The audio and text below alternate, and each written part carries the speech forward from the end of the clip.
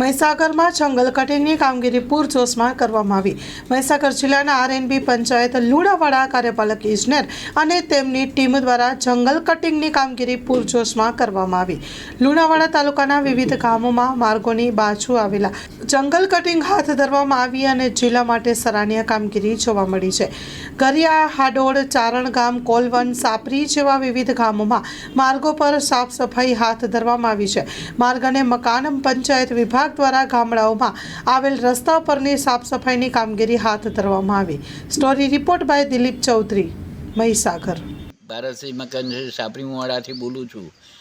ચોમાસામાં રોડની બેનની સાઈડે ઉગેલી જાડી જોખરો એટલે કે જંગલ કટિંગ જિલ્લા દ્વારા માર્ગ અને મકાન વિભાગ દ્વારા શરૂ કરેલ છે અને તેની કામગીરી સારી છે અત્યાર સુધીમાં।